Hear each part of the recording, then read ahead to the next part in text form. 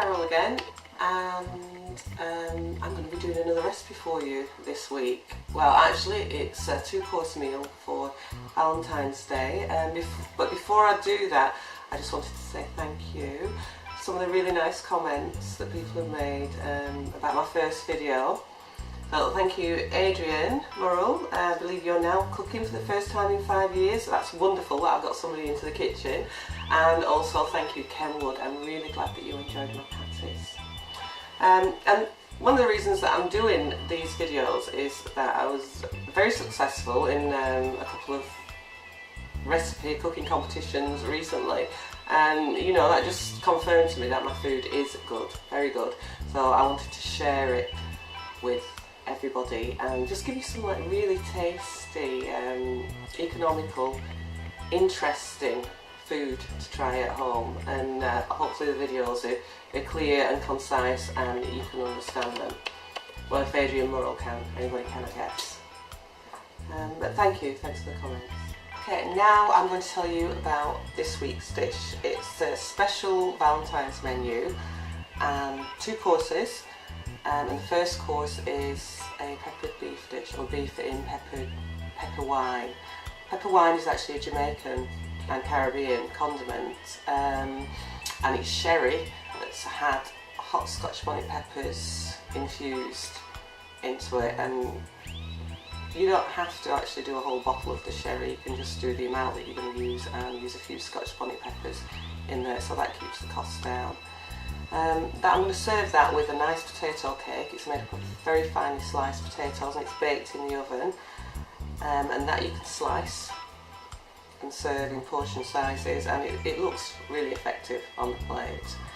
And the beef and potatoes are going to be followed by a pear and ginger pudding. It's got lots of ginger in it, comes out really nice and gooey, it's very indulgent. You can serve that with cream, custard, ice cream, whatever your choice is. The great thing about this menu is that it all cooks in the oven at the same, alongside each other. Things go in at different stages, but it's just using your oven, a tiny little bit of stovetop cooking.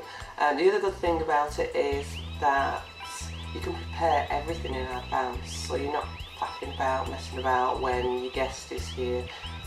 You can spend more time with them, less time in the kitchen. All you need to do is pop it in the oven and take it out at the end and present it beautifully on the plate.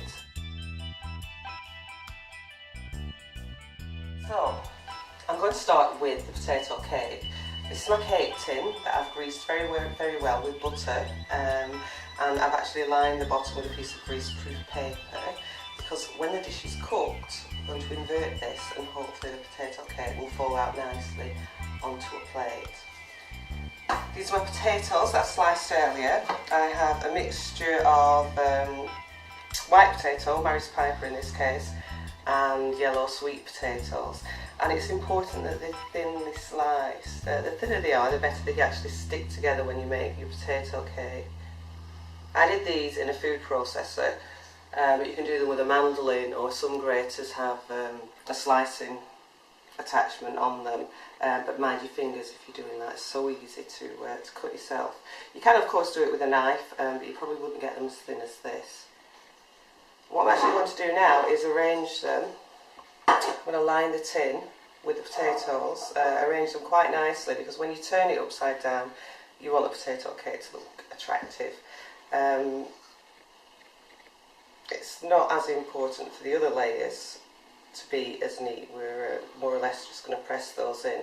It's quite nice to get a pretty pattern with these, so I'm going to go ahead, take my time arranging these, and then I'll show you what I do with the remainder of the potatoes.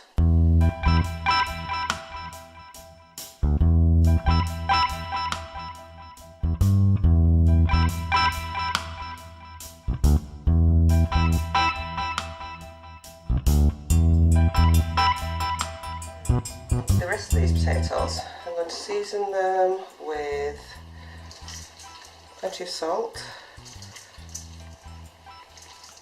and a little bit into the tray, and white pepper,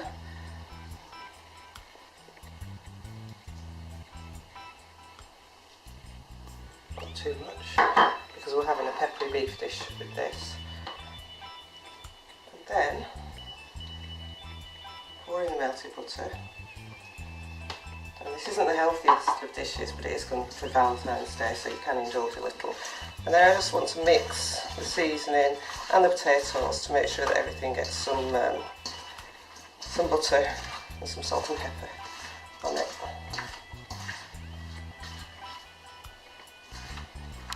And then with the rest of these, I'm just going to put them into here and press them down firmly.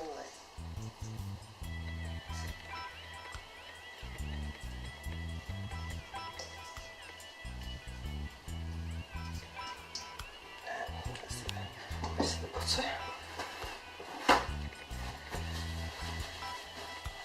And now I'm going to cover this with a double layer of foil.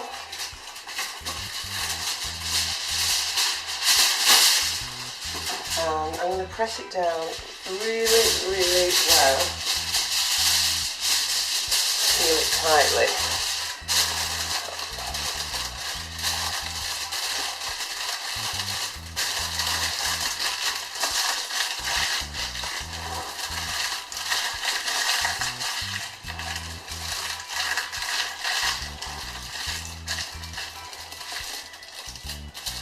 That's our first dish going into the oven. So this is in the oven now, and about halfway through I'm going to take the foil off so that the steam can come out and it can crisp up a little bit. And that's in there for an hour and 20 minutes, an hour and a half. Right, so now I'm going to show you how to make the beef in peppered wine, and I'll run through the ingredients first. This is the beef that I use, and this is shin beef. My butcher dices it to the size that I need. And one of the reasons I use shin beef is that it's inexpensive and it tends to cook quicker than a lot of other stewing steaks, and it's very flavourful. I have some finely ground black pepper, some fresh thyme, salt, and small diced small or diced fine onions and celery, and I chop those very, very small because I want them to melt into the sauce. I don't want anything big and too chunky in there. This is the pepper wine, and this is actually sherry that's had hot peppers, in this case Scotch bonnet peppers, marinating or infusing in it. And the recipe comes from a very old Caribbean cookbook, and I think the chefs in the Caribbean used to leave this for weeks on end and then use it in their soups and stews, and it adds a really, really nice flavour. This has only been left overnight. You still get a really nice flavour from the Scotch bonnet peppers. If you don't really like heat, you could actually strain this into your food and remove the hot peppers that are in there, and you still get a really nice Scotch bonnet flavour. But I like heat, so everything's going to be going into this dish. And here I have some beef stock that I made earlier, little oil for frying and some flour for coating my beef before I fry it. So I'm just going to put a little bit of oil into this pot, and then it's going to be nice and hot, ready to fry my beef. I'm going to season my beef with some salt and black pepper, and then coat it with a little flour, and then that's going to be ready going into my pan.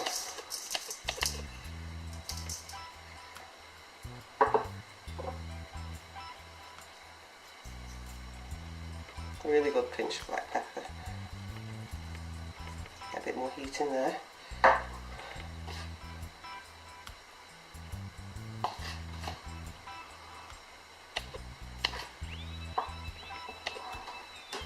We'll just get that mix. And this flour that I've added will help thicken the sauce.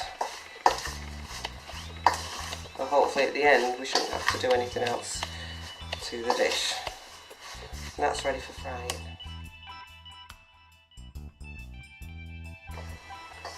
I'm going to put my beef in here. Be nice and brown. You might have to do this in stages, because if you just throw all your beef in at once, it will cool the oil down and your beef won't actually brown, it will just kind of simmer in the oil, which isn't very nice. So I'll just put half of that in there for now. And when that's brown, I'll put the other half in.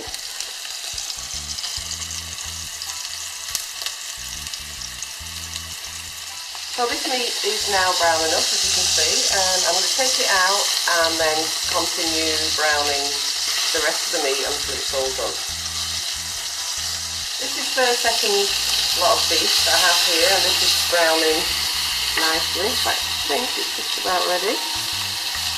And I'm going to add the first lot of beef back to that.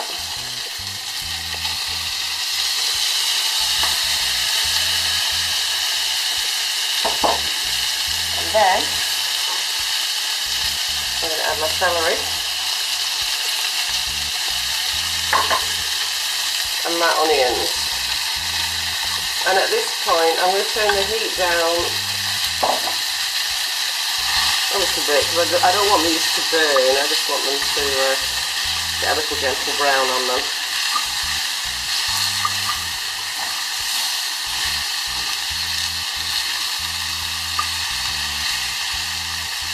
And I'm going to leave those for about 5 minutes just to sweat down a little bit.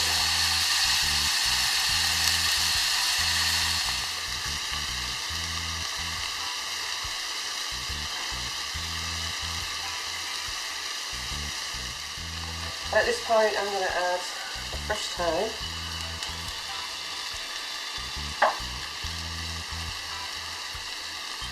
stock,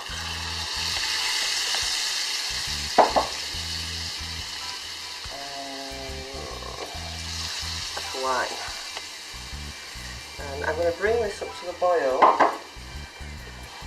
get a really good stir, get all the sticky bits off the bottom of the pan, get them all back into the sauce.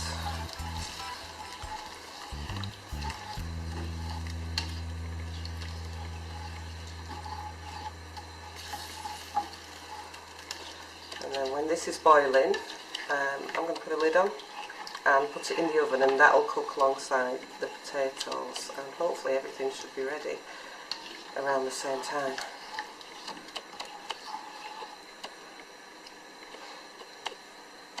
It smells lovely. I can smell the sherry and the thyme. It smells absolutely wonderful. So this is boiling now and it's ready to go into the oven. I'll put a lid on it, turn it off there, and in it will go with the potatoes.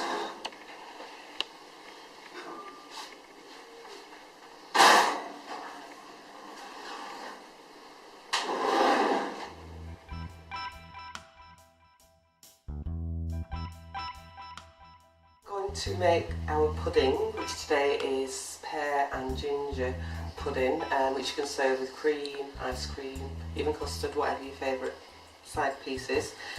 And for the dish we're going to be using, these are tinned pears. You could use fresh, but you'd have to simmer them a little bit to soften them first, so tinned far easier. And these are pear quarters that I've actually sliced into thinner pieces.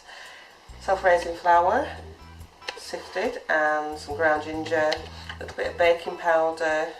This is stem ginger that you buy in a jar and it comes in a nice syrup, and I've just taken 2 of the pieces out and grated them. If you're not that into ginger, you could reduce that amount and maybe just use 1 piece. It would still taste absolutely delicious. And here we have butter and dark brown muscovado sugar. Again, if you don't have that in, use regular sugar. I prefer this because of the colour and the taste. For the first part of this dish, I am going to make the sauce that goes into the bottom of the baking tin, and this leaves a nice gooey residue once it finally comes out of the oven. And for that I've taken 75 grams of the butter, and I'm going to add 60 grams of brown sugar, and this is my stem ginger that I've grated. And this I'm just going to put into the microwave for until the butter's melted, about a minute. Keep giving it a stir until it goes into a sticky, gooey mess. This has actually come out of the microwave now, and all it's done is melted the butter and softened the sugar. And what I'm going to do with this is pour quite a lot of it into the bottom of this dish. Again, not the healthiest of recipes, but really, really scrumptious when it's done. And this dish has been lined with a piece of greaseproof paper and well buttered again, just for ease of turning it out. And now, as you've already practiced arranging things nicely in the bottom of these dishes, you'll be able to do this, which is arrange these pears nicely in the dishes, because again, when this is baked, we're going to turn it upside down and hopefully it will look really pretty when it's done. So I'm just going to put those in there and just try and put them in a nice pattern.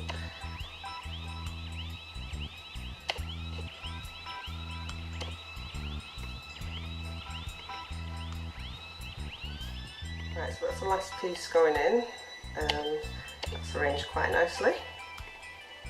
And now I'm going to make the sponge, I'm going to pour it over that. So the rest of my butter going in here. And I'm going to measure out the rest of the sugar to go in that.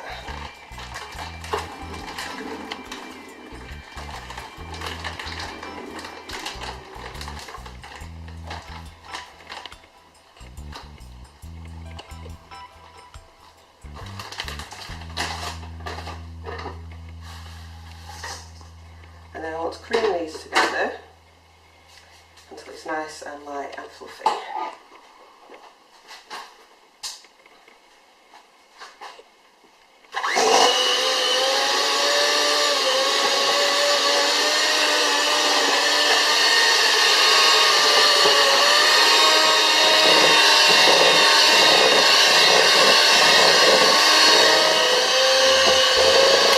Okay, so I think that's about right now, and to this mixture I'm going to slowly add 2 eggs that I've beaten, and if the eggs actually start to curdle when you're putting them in, you can add a little bit of the flour and that binds it all together again.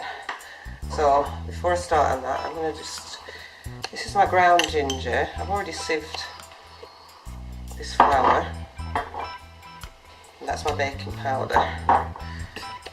Make sure it's mixed together. You can sieve them together as well.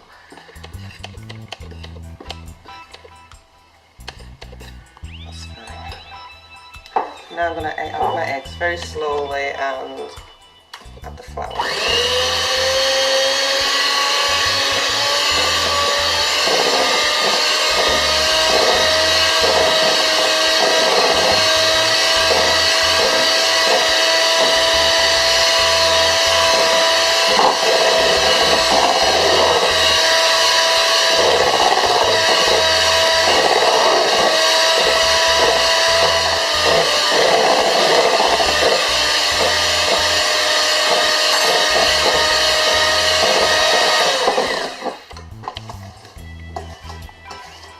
Sure we get everything in off the sides.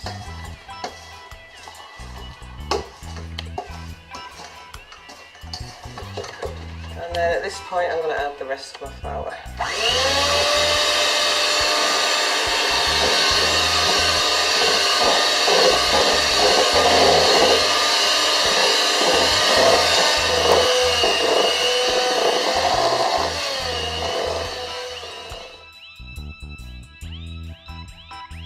The rest of the butter and sugar that I melted in the microwave earlier, and I'm just going to drizzle that on top of the pears.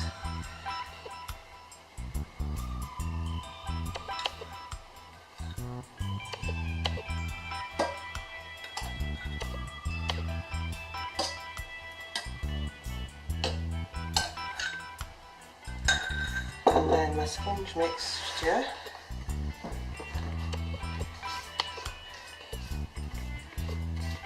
Simply going on top.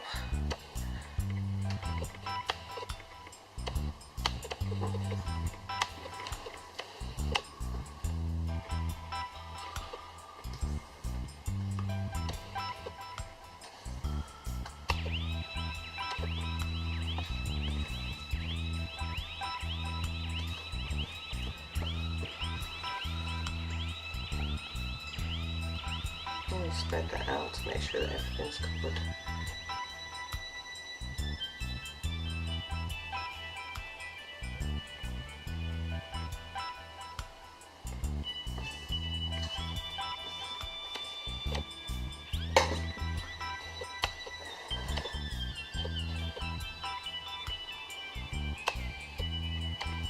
Now this can go into the oven for about half an hour. That'll cook alongside the potatoes and the beef. I'm just going to bring the potatoes out and remove the foil because we're about halfway through.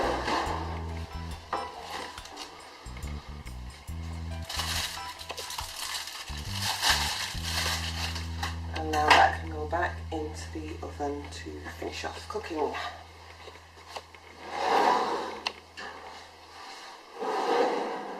I'm going to take the potatoes out of the oven because they're ready. But I'm not going to turn them out of this dish yet. I want to leave them just to settle for about 5 to 10 minutes. And that's the plate that I'm going to turn the dish upside down onto. I'm going to get my beef out as well and check on that. That should be cooked by now.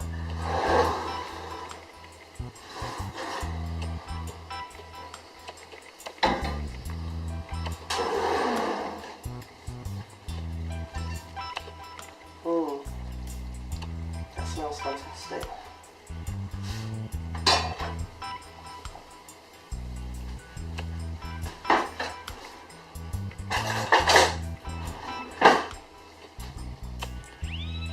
Looks lovely. I want that sauce just a little bit thicker, I think, so I'll put that onto the heat just for a few minutes while my potatoes are settling and just give it a quick boil to thicken it up.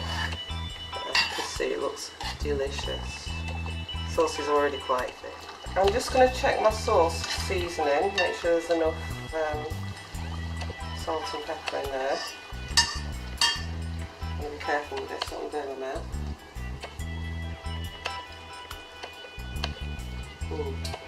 Try and use a bit more salt. Just a pinch.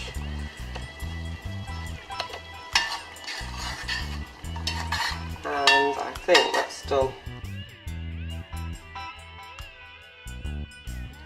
So this is the potato cake that's been resting for about 5 minutes on the side, and I'm going to turn it out now. First of all, I'm just going to make sure that the edges. There we go. So the plate's going back on top, and I'm just going to flip that over.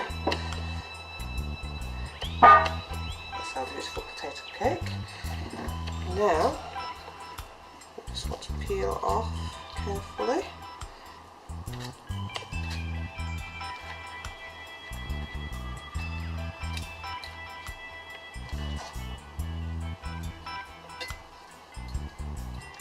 Now, if you really want to show off, you can serve that whole at the table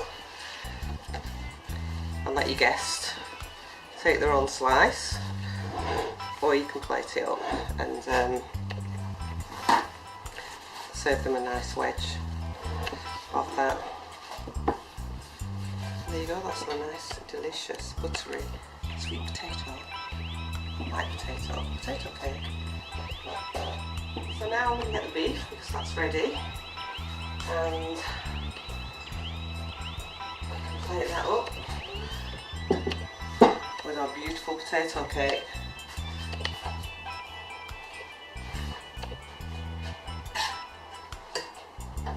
Well, first, I'm just going to take a slice of this and slice it as you would a cake.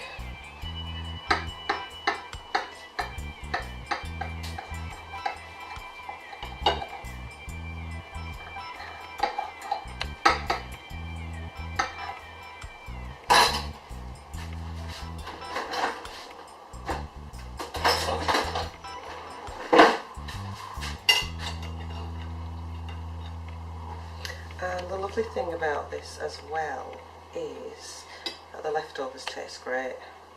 can have it for breakfast with poached egg and some crispy bacon, or makes a really nice supper dish.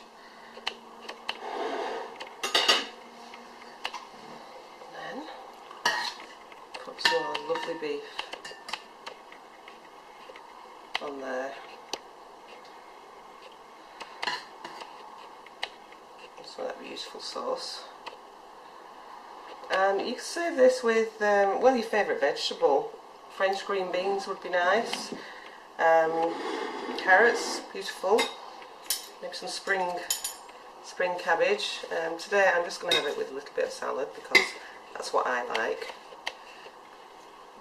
Salad has a little bit of French dressing on.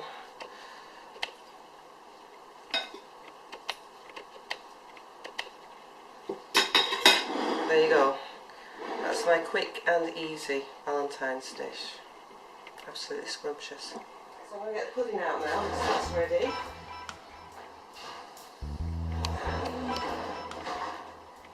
It's nice and brown. One of the reasons it goes so dark is because of the brown sugar, and also that means that everything's caramelised nicely. It's going to taste delicious. So again, with this I'm going to do the same that we did for the potato dish. Let's put the plate on it. Actually, I should loosen it a little bit first just to make sure.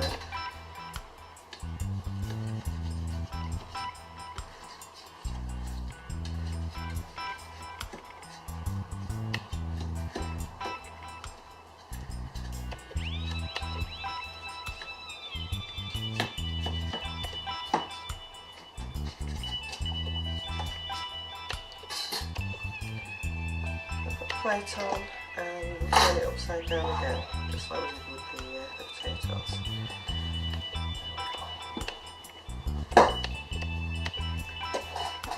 Just give it a bit of a tap just to make sure that it's out.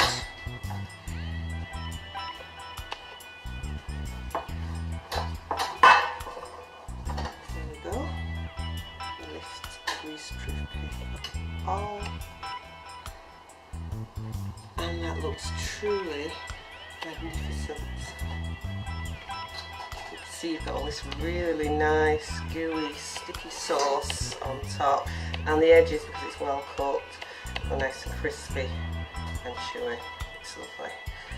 Now I'm going to serve a piece of this with some extra thick double cream. That's my favourite.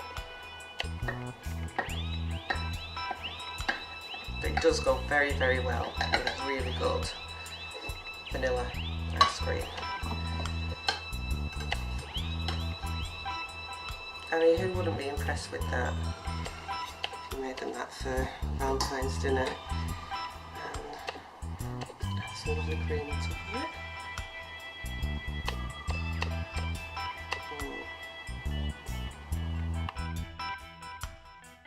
So this is my wonderful Valentine's dinner. Beef and pepper wine with a sweet potato and white potato cake, and pear and ginger pudding served with, in this case, extra thick double cream. And you really don't have to wait until Valentine's Day for this, because I'm certainly not going to.